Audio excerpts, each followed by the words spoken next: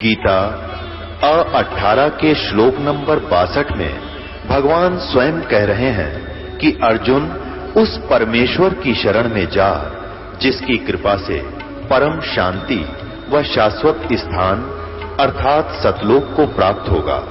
वो परमेश्वर कौन है, कहां है, कैसा है, जानने के लिए कृपया अवश्य सुनिए जगत गुरु तत्वदर्शी संत रामपाल जी महाराज के अमृत वचन।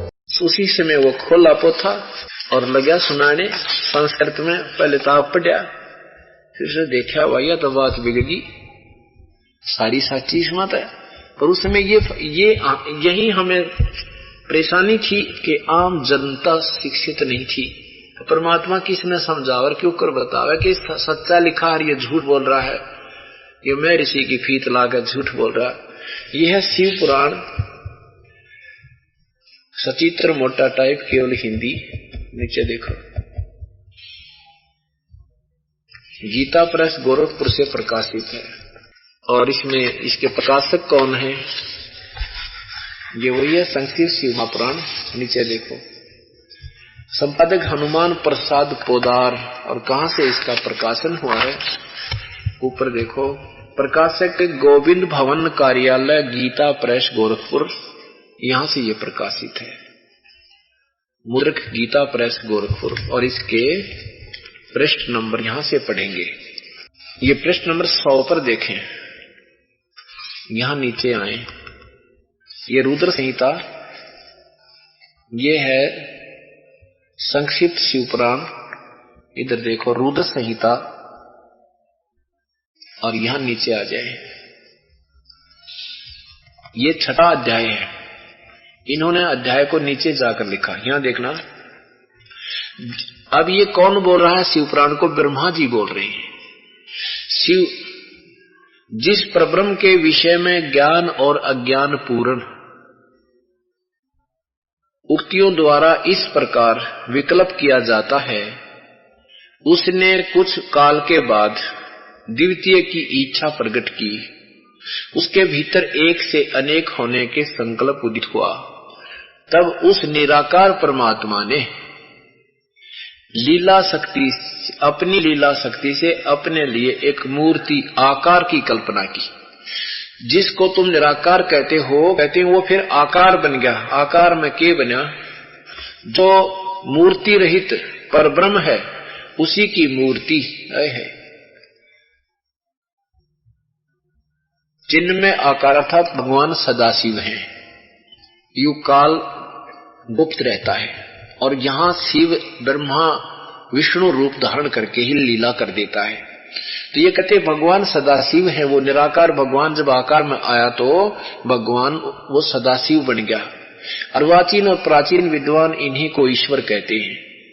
उस समय एकाकी रहकर सब इच्छा अनुसार विहार करने वाले उन सदाशिव ने अपने विग्रह से स्वयं ही एक स्वरूप भूता शक्ति की सृष्टि की, यानी अपने शरीर से एक स्त्री निकाली जो उनके अपने श्रीअंग से कभी अलग होने वाली नहीं थी।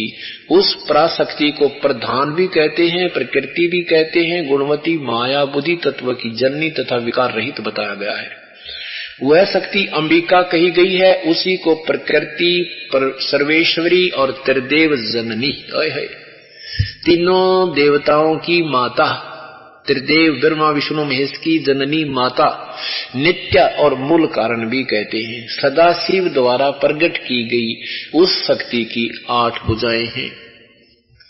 कति स्पष्ट कर दिया, किसी का शंका ना रह जाए कि दुर्गा के विषय में ये सब कहानी कही जा रही है। और ये सदाशिव कौन है? ये काल रूपी ब्रह्म।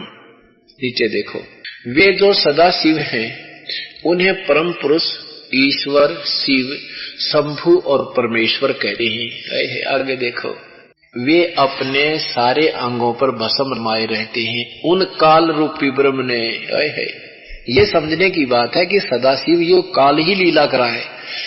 इसी को ब्रह्म भी कहते हैं। उन काल रूपी ब्रह्म ने एक ही समय शक्ति के, ये 7 शब्द है, नाथ नहीं है, शक्ति के साथ, दुर्गा के साथ शिवलोक नामक अक्षेत्र का निर्माण किया। किया था, उस उत्तम क्षेत्र को काशी कहते हैं। वे प्रिया और प्रियतम रूप शक्ति और शिव, ये काल और दुर्गा जो परमानंद स्वरूप है, उस मनोरम क्षेत्र में नित्य निवास करते हैं। मुने शिव और शिवा ने, दुर्गा और काल ने प्रलय काल में भी कभी उस क्षेत्र को अपने सानिध्य से मुक्त नहीं किया। देवर से इंद्र, नारद बता रहा है, देवर से एक समय ना, वो ब्रह्मा बता रहा है, देवर से एक समय उस आनंद वन में रमण करते हुए शिवा और शिव के मन में इच्छा हुई कि किसी दूसरे पुरुष की सृष्टि करनी चाहिए, कोई बच्चा पैदा करना चाहिए। आगे देखो, ऐसा निश्चय करके शक्ति सहित यानी दुर्गा के साथ सर्वव्यापी परमेश्वर शिव ने अपने वाम भाग के 10वें अंग पर अमृत मल दिया। फिर तो वहां से एक पुरुष प्रकट हुआ, यानी पति पत्नी व्यवहार किया, जिससे उनको एक पुत्र की उत्पत्ति हुई। उसका नाम के रखा, ये देखो। तदंतर उस पुरुष ने परमेश्वर शिव को प्रणाम करके कहा, स्वामीन, जो लड़का पैदा हुआ मेरे नाम निश्चित करके कहिए, कीजिए, मेरा काम बताइए।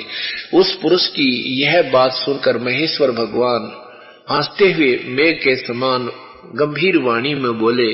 शिव ने कहा, वत्स, जो बेटा उत्पन्न हुआ था दुर्गा और शिव काल का, सदा शिव का, उस ब्रह्म का, उसने तो शिव उस काल ने कहा, वत्स, व्यापक होने के कारण तुम्हारा विष्णु नाम विख्यात हुआ। इससे सिद्ध हुआ कि विष्णु का जन्म है, उसके माता पिता सदाशिव, ये काल और ये दुर्गा है। आगे देखो, ये 7वां, नीचे देखो, ये 6 अध्याय नंबर 6 समाप्त होगा रुद्र संहिता का। अब ये 7वां प्रारंभ होता है। ब्रह्मा जी कहते हैं देवर से, ये मर्द को बता रहे हैं ब्रह्मा जी क्या कहते हैं, तत्पश्चात यानी विष्णु की उत्पत्ति के उपरांत मेरी भी उत्पत्ति इन्हीं दोनों से हुई। तत्पश्चात कल्याणकारी परमेश्वर शाम सदाशिव ने पूर्ववत प्रयत्न करके मुझे अपने दाहिने अंग से उत्पन्न किया। जैसे वो सदाशिव और जैसे विष्णु की उत्पत्ति हुई थी पूर्ववत, उसी तरह।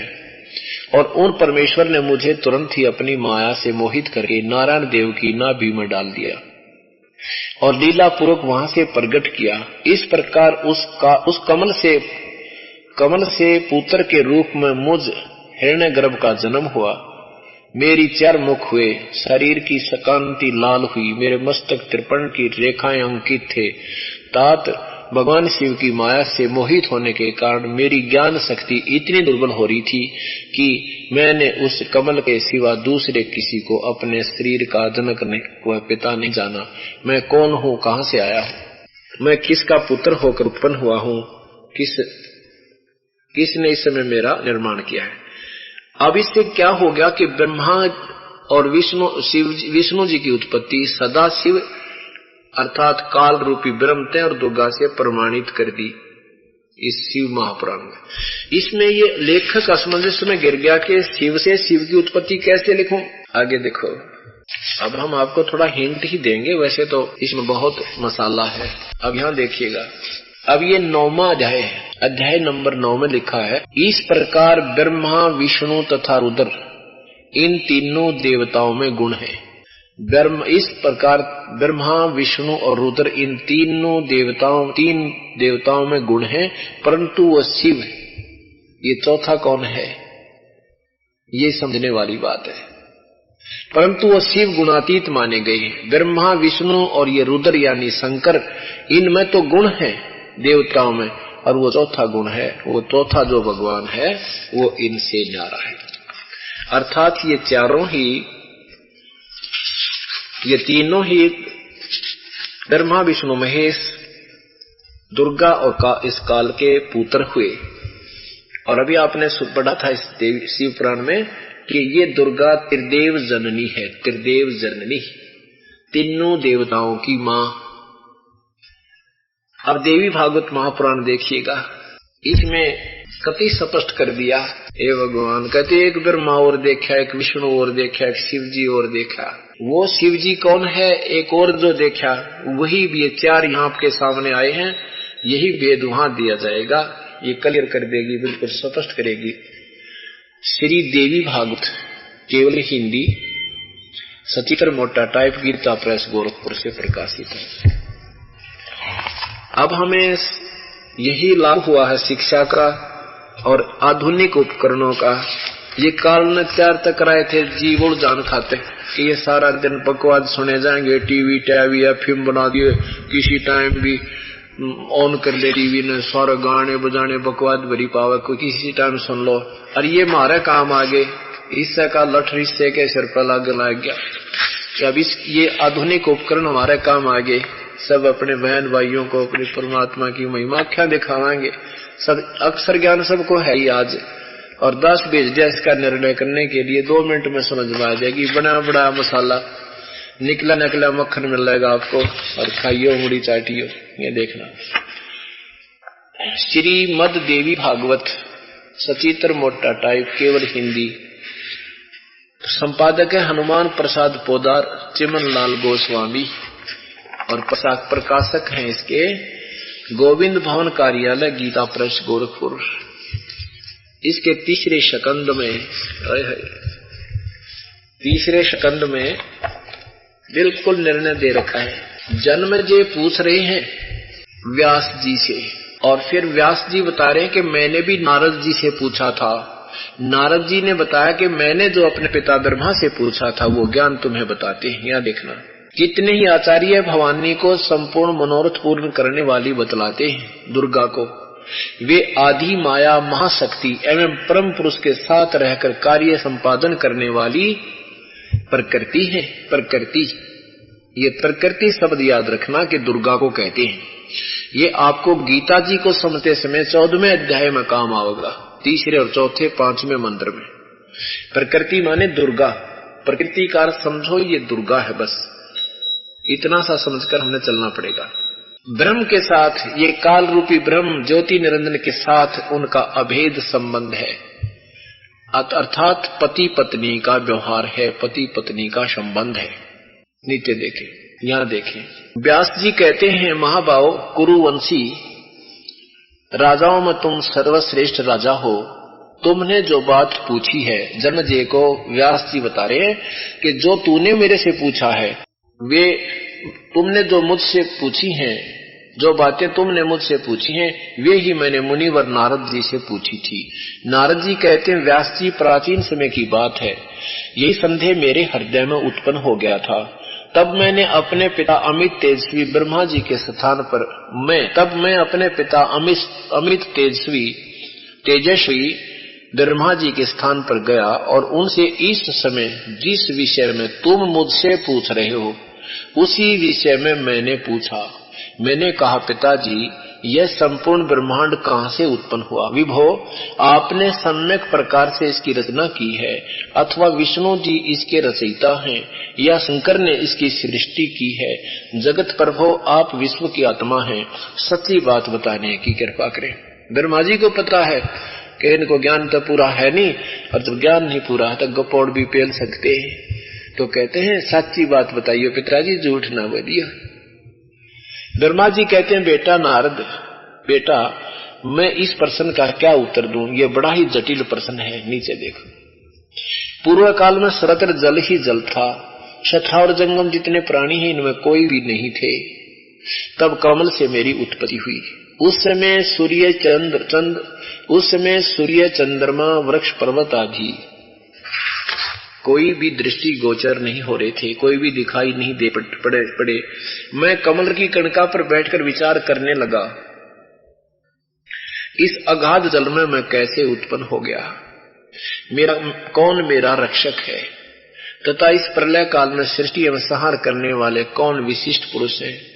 कहीं भी स्पष्ट रूप से भूमि भी नहीं दिखती जिस पर यह जल टिका हुआ है, यह कमल कैसे उत्पन्न हो गया? नीचे देखो, यों विचार करके मैं जल में उतरा, 1000 वर्ष तक पृथ्वी का अन्वेषण करता रहा, इस पर भी मुझे उस जल का कहीं और छोर नहीं मिला। इतने में आकाशवाणी हुई, तप करो तप करो। तब मैंने तपस्या आरंभ कर दी। कमल पर बैठे ही 1000 वर्ष तक मैं तप करता रहा। फिर उसी इसमें सृष्टि करो की ऐसी आकाशवाणी सुनाई पड़ी।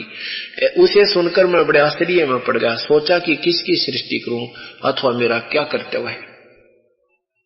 उसी समय मधु और कैटभ नाम के 2 भयंकर दानव सामने आ गए। वे उस महावरण में मुझसे युद्ध करने की इच्छा प्रकट करने लगे। मैं उनसे भयभीत हो उठा। तब कमल का डंठ पकड़कर जल में उतरा। वहां मुझे एक परम अद्भुत पुरुष के दर्शन मिले।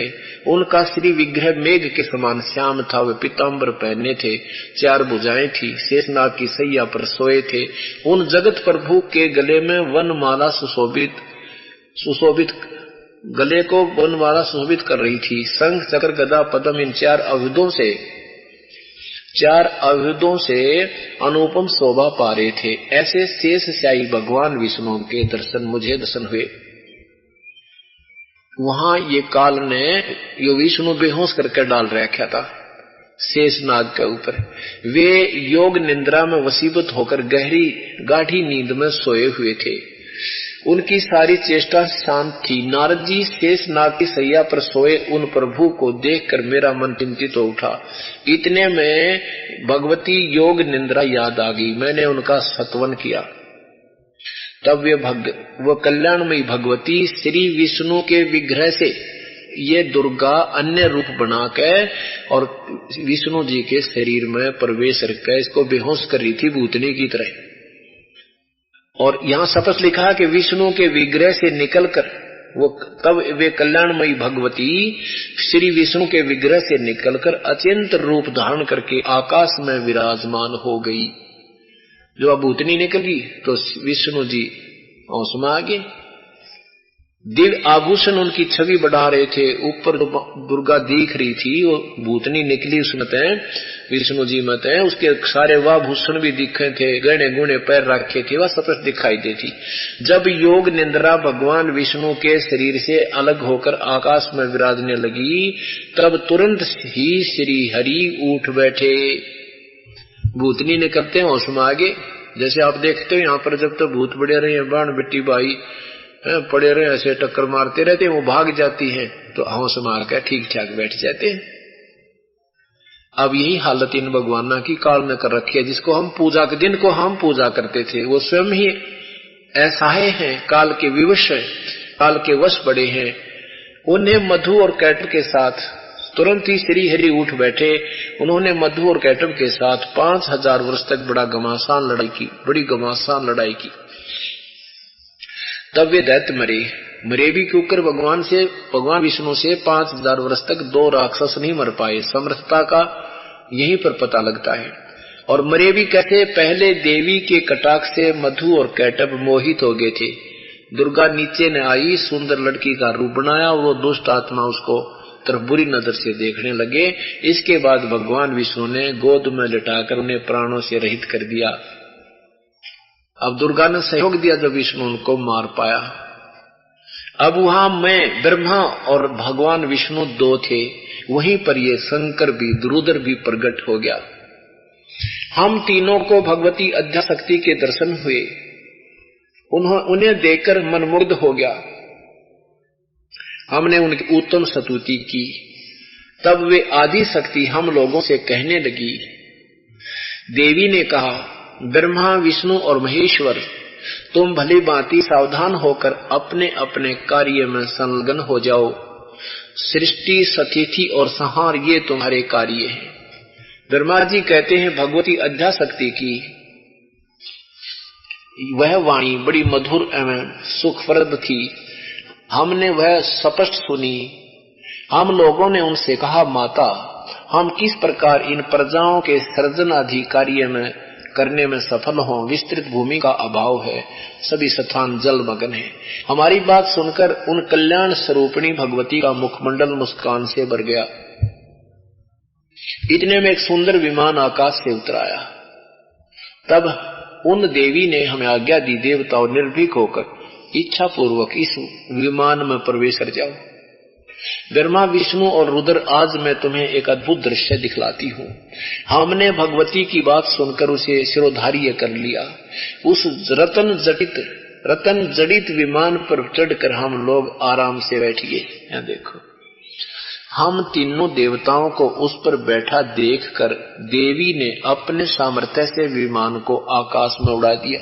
अपनी शक्ति से दुर्गा ने आकाश में विमान उड़ा दिया। ब्रह्मा जी कहते हैं, मन के समान तीव्र गति से चलने वाला वह विमान जिस अपरिचित स्थान पर गया, वहां संपूर्ण फलों से लदे हुए अनेक सुंदर वृक्ष थे। नीचे देखो, अक्षण भर के बाद वह दूसरे सुंदर प्रदेश में पहुंच गया। देखा तो वहीं महाभाग इंद्र भी थे। उनके समीप उनकी प्राण प्रिय सची विद्यमान थी। उनके स्वर्ग सदृश को देखकर हम आश्चर्य में पड़ गए। अब वहां महास्वर्ग में चले गए। वहां पर एक और विष्णु था, एक और ब्रह्मा था, शिव जी था, इंद्र था। हम आश्चर्यचकित हो गए। नीचे देखो, इतने में हमारा विमान तेजी से चल पड़ा और वह दिव्य धाम ब्रह्मलोक में जा पहुंचा। वहां एक दूसरे ब्रह्मा विराजमान थे। एक एक ब्रह्मा विष्णु, एक ब्रह्मा एक विष्णु एक शिव तो विमान में बैठे। आगे फिर ब्रह्मलोक में कौन देखे, वहां एक दूसरे ब्रह्मा विराजमान थे। उन्हें देखकर भगवान शंकर और विष्णु को बड़ा आश्चर्य हुआ। भगवान शंकर और विष्णु ने मुझसे पूछा, चतुरानन, ये अविनाशी ब्रह्मा कौन है? मैंने उत्तर दिया, मुझे कुछ पता नहीं। सृष्टि के अधिष्ठा ये कौन है? भगवान, मैं कौन हूँ, ये कौन है और हमारा क्या उद्देश्य है? इस उलझन में मेरा मन चक्कर काट रहा है। जब इन ब्रह्मा विष्णु महेश ने न मेरा अपने बाप और माँ के विषय में इनको उलझाए बैठे, तो आम जीव को कैसे रास्ता देंगे? ये सोचना भाइयों। यहाँ देखना, वहां बहुत से, इतने में मन के समान तीव्रगामी वह विमान तुरंत वहां से चल पड़ा और कैलाश के सुर में शिखर पर जा पहुंचा। वहां विमान के पहुंचते ही वो भगवान शंकर निकले। वहां विमान के पहुंचते ही एक भव्य भवन से त्रिनेत्रधारी भगवान शंकर निकले। वे नंदी वृषभ पर बैठे थे। आगे देखो उनके, यहाँ देखो, अक्षण भर के बाद वही विमान उस शिखर से भी पवन के समान तेज चाल से उड़ा और वैकुंठ लोक में पहुंच गया। वहां भगवती लक्ष्मी का विलास भवन था। बेटा नारद, वहां मैंने जो संपत्ति देखी उसका वर्णन करना मेरे लिए असंभव है। उस उत्तम पुरी को देखकर विष्णु का मन, जो हमारे साथ विष्णु बैठा था विमान में, आश्चर्य के समुद्र में गोते खाने लगा। वहां कमल लोचन श्री हरि विराजमान थे। एक विष्णु और बैठा था।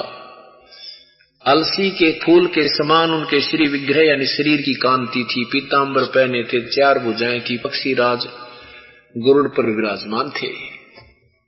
इतने में ही पवन से बातें करता हुआ वह विमान तुरंत उड़ गया।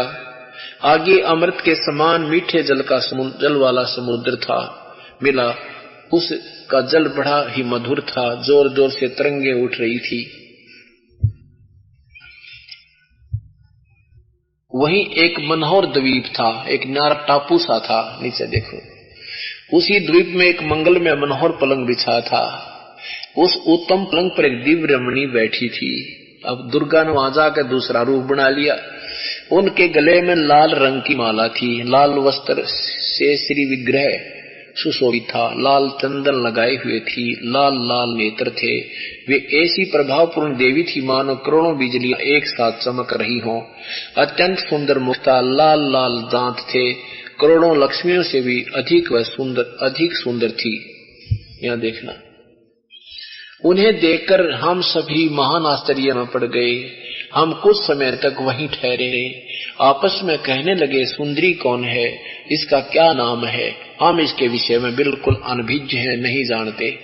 नारद यों संदेहग्रस्त होकर हम लोग वहां रुके रहे। भगवान ब्रह्मा जी बता रहे हैं अपने बेटे नारद को। तब भगवान विष्णु ने उन चारों साहिनी भगवती को देखकर विवेक पूर्वक निश्चय कर लिया कि वे भगवती जगदम्बिका हैं। तब उन्होंने कहा कि ये भगवती हम सभी की आदि कारण है, महाअविद्या है। महाविद्या महामाया इनके नाम है। ये पूर्ण प्रकृति है। प्रकृति दुर्गा को कहा जा रहा है। ये सर्वेश्वरी गर्भ वेद गर्भा एवं शिवा कहलाती है। प्रकृति और शिवा इसी को कहते हैं। अब ये क्या है कि ये तीनों वहां पहुंचे, विमान में इनको बैठाकर काल ने, दुर्गा ने काल के आदेश से ऊपर भेज दिया। ये वहां उन्होंने कहां पहुंचे? ब्रह्मलोक में पहुंच गए। और वहां जाकर के इन्होंने क्या देखा, ये देखिएगा, ये कहां गए? एक ब्रह्मांड में, एक ब्रह्मांड का ही ब्रह्मा विष्णु महेश को पूरा ज्ञान नहीं है, और विद्वानों ऋषियों को, महर्षियों को तो होगा कहां से? ये एक ब्रह्मांड अंड का लघु चित्र यहां देखना, ये पूरा ब्रह्मांड है। अब यहां इस ब्रह्मलोक में पहले इनका विमान यहां पहुंचा, ये महास्वर्ग में। इससे फिर ये कहां पहुंचे? इधर दिखाते हैं आपको, ये वही ब्रह्मांड का, ये सबसे पहले यहां पहुंचे और इसके बाद ये इसमें पहुंचे इंद्र महाद्वीप। इंद्र में, इंद्र का द्वीप है ये महास्वर्ग में। इंद्र देखा, एक और देवी देखी, इंद्र की पत्नी देखी।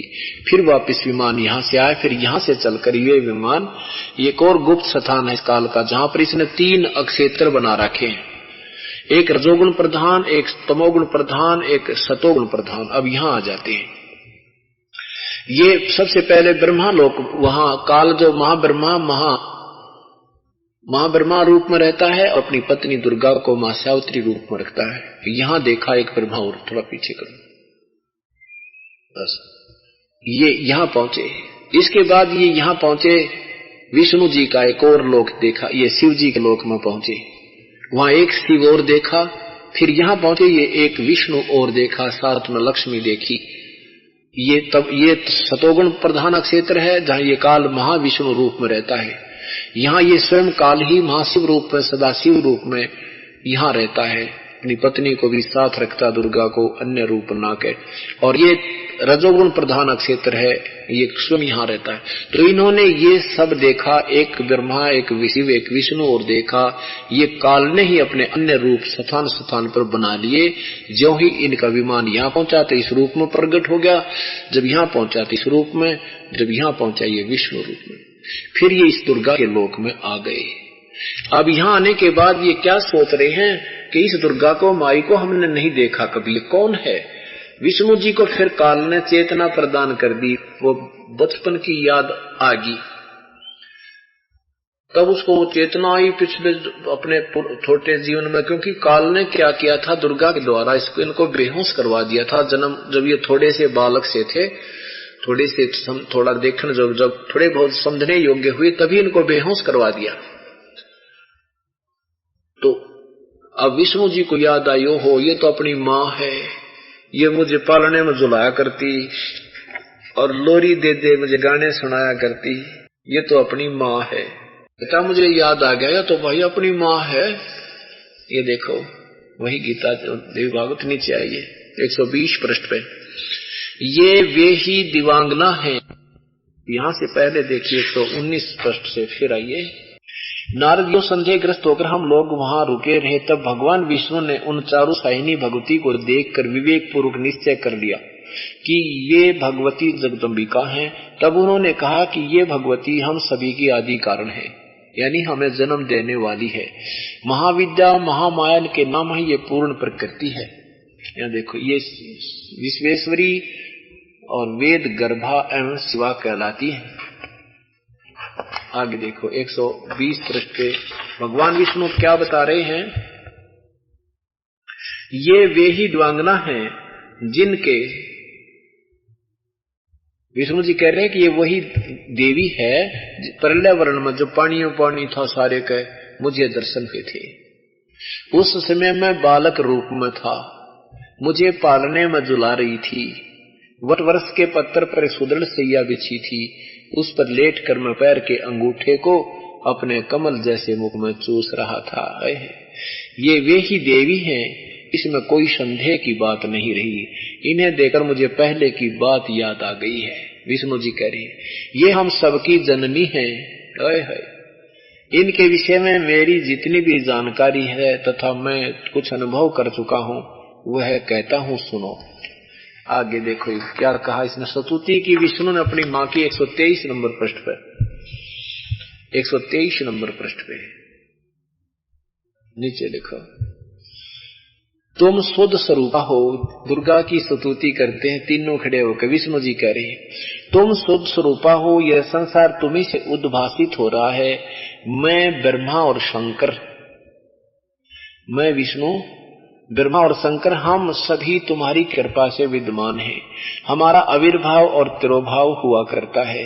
केवल तुम ही नित्य हो, जगत जननी हो, प्रकृति और सनातनी देवी हो। विष्णु जी कह रहे हैं कि मैं ब्रह्मा और शंकर सभी तुम्हारी कृपा से विद्यमान है। हमारा तो आविर्भाव माने जन्म और तिरोभाव माने मृत्यु होता है।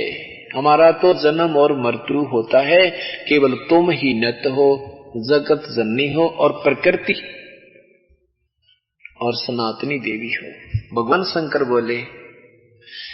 शंकर बोले देवी, यदि महाभाग विष्णु तुम्ही से प्रकट हुए हैं, उनके बाद उत्पन्न होने वाले ब्रह्मा भी तुम्हारे ही बालक हुए, फिर मैं तमोगुणी लीला करने वाला शंकर क्या तुम्हारी संतान नहीं हुआ? अर्थात मुझे भी उत्पन्न करने वाली तुम ही हो। जय हो बंदी छोड़ की। अब परमात्मा सर्वानंद से कह रहे हैं कि और पढ़, रुके क्यों है, और पढ़। वो पढ़ रहा है संस्कृत में और समझ रहा सारी अंदर ही अंदर, लेकिन मान बढ़ाई के भूखे नहीं, अपनी उस सच्चाई को ऊपर नहीं आने दिया। परमात्मा ने कहा कि और निकाल ले, तू तो सारे पोथे साथ ले रहा है, गीता जी और निकाल ले। गीता जी के अध्याय नंबर 14 के मंत्र 3, 4, 5 में पढ़ कर सुना दे। सच्ची आत्मा था परमात्मा को साक्षी रख के, लेकिन वेदों और गीता तक सीमित जो प्राणी हैं उनको पूर्ण ज्ञान नहीं है, और पूर्ण ज्ञान जिसके पास नहीं है तो वो कहीं ना कहीं घिर जाता है, और जब वो गिर जाता है तो झूठ का सहारा लेना उसकी व्यवस्था हो जाती है। श्रीमद् भगवत गीता गीता प्रेस गोरख से प्रकाशित है, और देखना ये है अध्याय नंबर 14 और 3, 4, 5 ये देखना। इधर तीसरे मंत्र में क्या कहा, ये काल के कह रहा है, गीता बोलने वाला भगवान कहता है कि हे अर्जुन, मेरी महत ब्रह्म, ये महत ब्रह्म रूप मूल प्रकृति, या मेरी ब्रह्म यानी मूल प्रकृति, तो ये वैसे माम ब्रह्म है, माम ब्रह्म लिखना था यहाँ देखो ऊपर मूल संस्कृत, ये मम योनि महत ब्रह्म, इस ये संस्कृत उलट सुलट जुड़ा करे, मम ब्रह्म मुझ ब्रह्म की, यह महत माने प्रकृति, इसका ये अर्थ बनता है। चलो हे अर्जुन, मेरी इन्हीं के हिसाब चलते हैं, महत ब्रह्म रूप मूल प्रकृति सभी प्राणियों की भूतों की योनि अर्थात गर्भदान स्थान है, और मैं अहम ब्रह्म, मैं ब्रह्म, तस्मीन माने उसकी योनि में चेतन समुदाय गर्भ को स्थापन करता हूं। ततः माने उससे, ततः माने उससे होता है, उस जड़ चेतन के नहीं, उस के संयोग से सर्वभूतानाम सभी प्राणियों की भूतों की उत्पत्ति होती है। चौथे में क्या कहा है,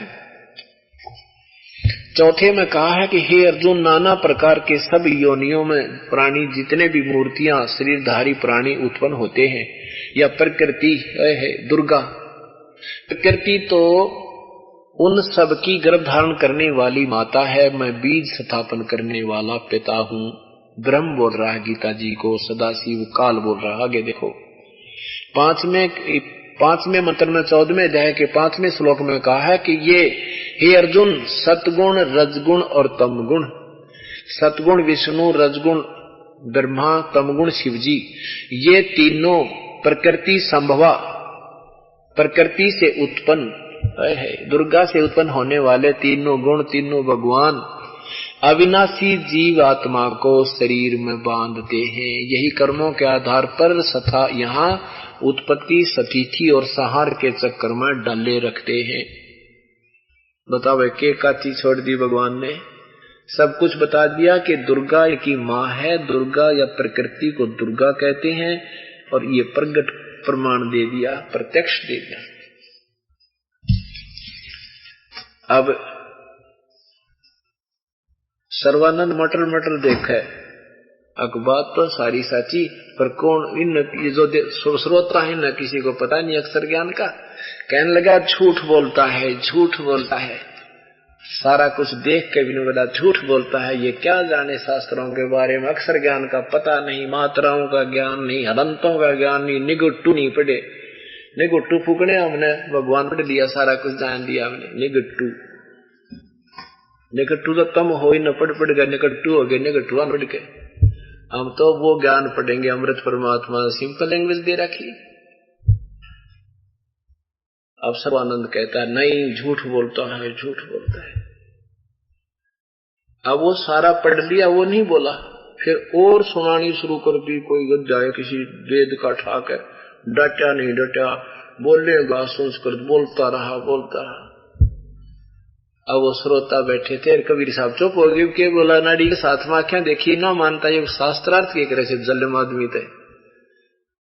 अब सब श्रोता जब वो संस्कृत बोल रहा था ना, सब पीड़ते, सब श्रोता वो अनपढ़ अशिक्षित जुलाहे लोग ढाणकों ने और ताड़ी पीट दी, वाह सर्वानंद, वाह सर्वानंद, वाह सर्वानंद। अब उनके ताड़ी पीटन थे जिन्हें क्या ज्ञान नहीं था, सर्वानंद विजयी हो गया। इन्हों शास्त्रार्थ होया करते हैं। एक झलक दिखाता हूं महर्षि दयानंद के साथ शास्त्रार्थ की। इन डांगरा निशा नाश कर रखा है भगवान। अब कहां तक कहां समझावे, कित रहेंगे खोदे हुए खड़े कहां तक आटा इंसान है परमात्मा। आपको दिखाते एक झलक शास्त्रार्थ कैसे होते थे महर्षि दयानंद का और एक पंडित का। ये भी पांडा था, महर्षि दयानंद भी पांडा था। ये है श्रीमद दयानंद प्रकाश,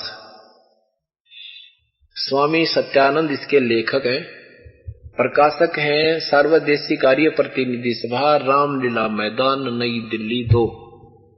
ये यहां से प्रकाशित है, छापी गई है, इसका ये सत्यानंद लेखक है। और यहां देखो प्रकाशक है सर्वदेशी कार्य प्रतिनिधि सभा 3/5 दयानंद भवन नई दिल्ली। और इनके लेखक है, लेखक आपने ये देख ही लिया यहाँ पर, ये है लेखक है स्वामी सत्यानंद जी। और प्रकाशक नीचे आप देखिए वही है, आर्य प्रतिनिधि सभा 3/5 महर्षि दयानंद भवन दिल्ली नई दिल्ली। इसके 89 पृष्ठ पे शास्त्रार्थ की एक झलक दिखाते हैं। 89 पृष्ठ पे गंगा कांड में यहां देखिए क्या लिखा है कि 3 दिन तक प्रतिसाय कृष्णानंद जी और स्वामी जी का शास्त्रार्थ होता रहा। एक दिन एक कृष्णानंद नाम ब्राह्मण था उसके साथ, और इस दयानंद जी का शास्त्रार्थ होया। शास्त्रार्थ के समय किसी ने कृष्णानंद जी से कहा, महाराज महादेव पर जल चढ़ा आऊं। स्वामी जी ने बीच में कह दिया कि वहां तो पत्थर है, यहां तो पत्थर है, महादेव नहीं है। इससे चिढ़कर कृष्णानंद जी ने साकारवाद का अवलंबन किया और इसी पर शास्त्रार्थ चलाया। स्वामी जी यानी दयानंद जी का तो ये मनचाहा विषय था। उन्होंने धारा प्रवाह संस्कृत बोलते हुए निराकार सिद्धांत पर धारावाहिक, उन्होंने यानी स्वामी जी ने धारावाहक संस्कृत बोल दी, दयानंद जी ने यानी डटा नहीं डटा, बोलेगा। तो निराकार सिद्धांत पर वेदों और उपनिषदों के प्रमाणों की एक लड़ी प्रोदी और कृष्णानंद जी को उनका अर्थ मानने के लिए बाधित किया। कृष्णानंद कोई प्रमाण नहीं दे सका, केवल गीता का यह श्लोक यदा यदा ही धर्मस्य ग्लानिर्भवति भारत, यानी ये श्लोक सुनाता रहा कि मैं प्रकट होता हूं जब धर्म की ग्लानि होती है, लेकिन नहीं सुना उसकी किसी ने। लोगों की ओर मुंह करके पढ़ने लगा। स्वामी जी यानी दयानंद जी गरज कर कहा, आप वाद मेरे साथ करते हो, इसलिए मुझे ही अभिमुख कीजिए। परंतु उनको उनके तो विचार ही उखड़ गए थे। किसके? कृष्णानंद के। वह चौकड़ी भूल चुका था, मुख में झाग आ गए, गले में घिघी बंध गई, चेहरा फीका पड़ गया, किसी प्रकार का किसी प्रकार लाज रह जाए, इससे उसने तर्क शास्त्र की शरण लेकर के स्वामी जी को कहा, अच्छा तो लक्षण का लक्षण बताइए।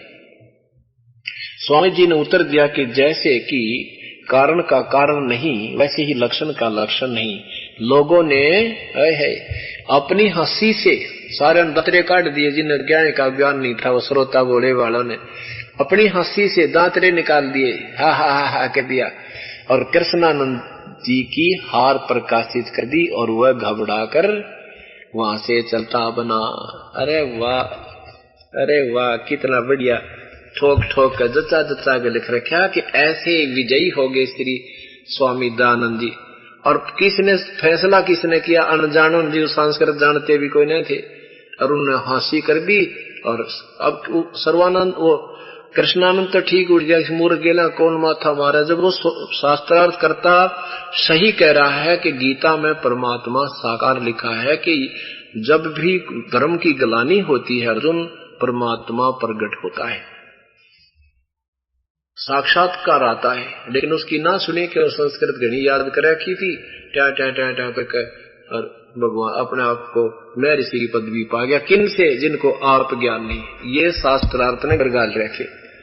अब इनका वो याद आवे, शास्त्रार्थ कर दे, शास्त्रार्थ कर दी, शास्त्रार्थ हो रहा, उत्तर दो जनता को, उत्तर तो इनके पास है नहीं, और फिर झूठे आरोप ही लगाएंगे। और क्या करें? जिस आदमी की पोल पाट जाना, जिसका धोखा पकड़ा जा, उसके मालूम में मिलावट कोई बता दे तो गाली गलौज पर आता है, उसके पास कोई दूसरा विकल्प नहीं रहता। लेकिन अब इनकी दाल गल नहीं रही कि समाज शिक्षित है, अब इनको धिक्कार रहे हैं, इनकी सबकी बोलती बंद होगी। अब इस प्रकार ऐसे ही सर्वानंद जी की विजय घोषित कर दी उन अशिक्षित जुलाहों ने, और फांसी करके ताड़ी पीट कर जय जयकार लगा दी। सर्वानंद जीत गया और कबीर साहब हार गए। अब कबीर साहब ने कहा, अब जैसे ये तो ऐसी हालत होगी, एक समय एक किसान का पुत्र शिक्षा ग्रहण कर रहा था, और उसने अंग्रेजी में एक तो सिक लीव होती है अंग्रेजी में छुट्टी के लिए प्रार्थना पत्र, वो घोट रखा था, और एक माई बेस्ट फ्रेंड का ऐसे यानी प्रस्ताव घोट रखा था। एक दिन पिता पुत्र रविवार के दिन बैलगाड़ी लेकर के जा रहे थे, सामने से एक अंग्रेज आ गया,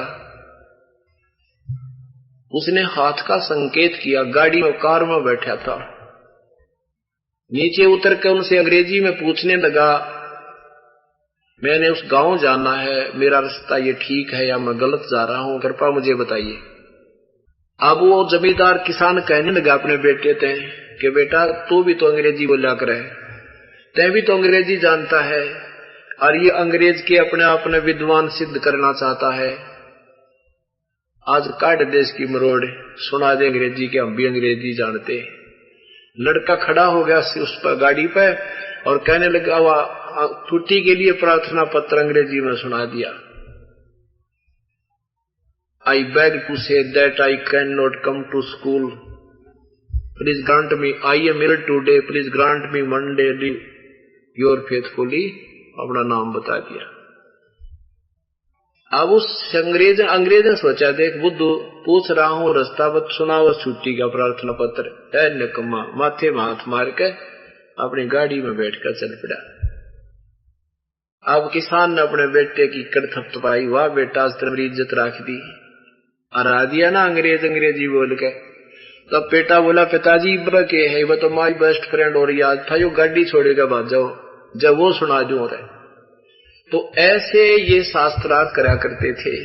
प्रश्न कुछ है, उत्तर क्या दे रहा है? परमात्मा ने दो बात पूछी थी, कौन ब्रह्मा का पिता है, कौन विष्णु की मां, शिवजी का दादा कौन, हमने दे बता। उत्तर था ही नहीं, फिर ट्या ट्या करें और क्या करें, कहीं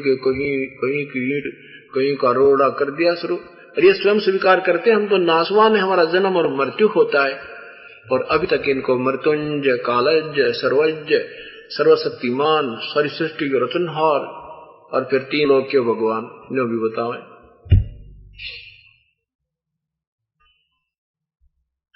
अब परमात्मा ने कहा भाई ठीक है सर्वानंद, आप जीत गए, मार गया,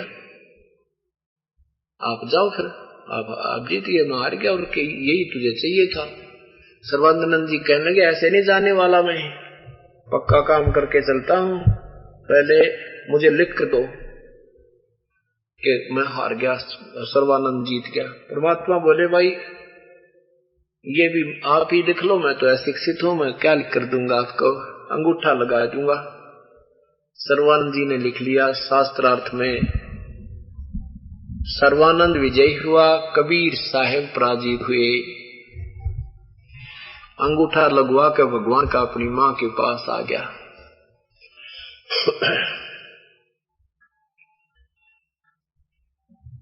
अब मां ने कहा बेटा आ गया तू? कहा मां आ गया। क्या रहा तुम्हारा? कि वो तो जाते आप हाथ जोड़ के मेरे आगे, आपका गुरु जी तक जाते हाथ जोड़ दिए ने बोला भाई तू जीत्या मैं हारा, और देख ये लिखवा लिया। तो मां ने कहा बेटा पढ़ के सुना दे मुझे, एक के लिखवा के लाया तू।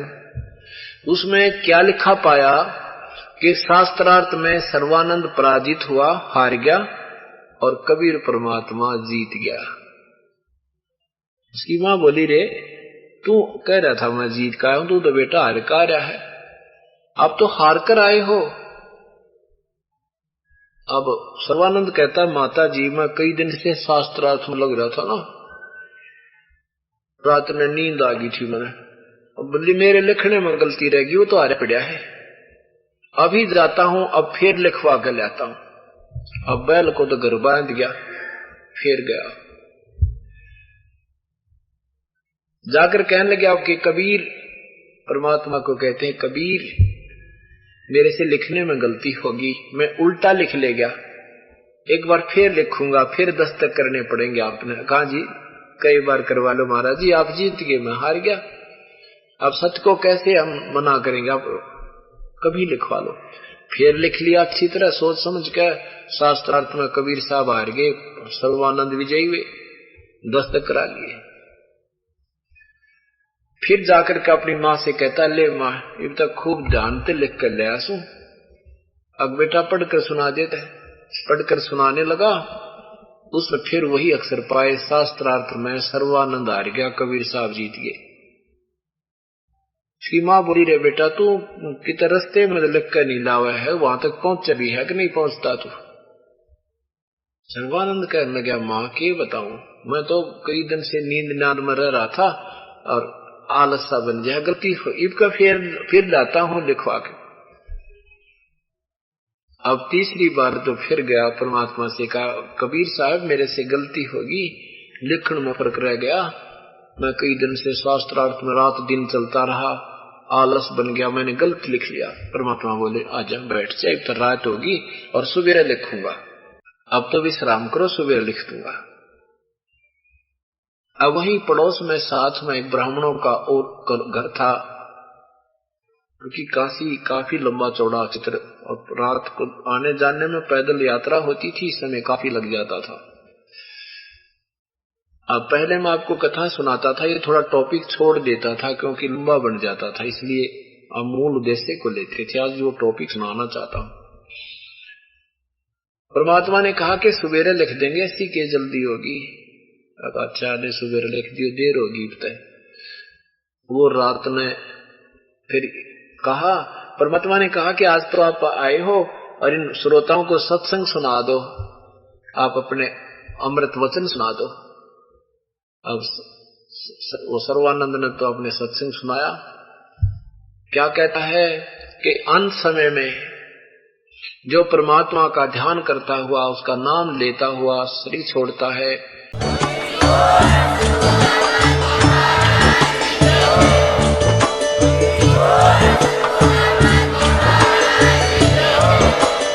आप सुन रहे थे जगत गुरु तत्वदर्शी संत रामपाल जी महाराज जी के मंगल प्रवचन। अधिक जानकारी के लिए विजिट कीजिए हमारी वेबसाइट www.jagatgururampalji.org। संत रामपाल जी महाराज जी के शुभ आशीर्वाद से पूरे विश्व भर में 500 से भी ज्यादा नाम दीक्षा केंद्र हैं, जिन पर संत रामपाल जी महाराज जी द्वारा ऑनलाइन निशुल्क नाम दीक्षा दी जा रही है। अपने नजदीकी नाम दीक्षा केंद्र का पता करने के लिए संपर्क करें 8222880541।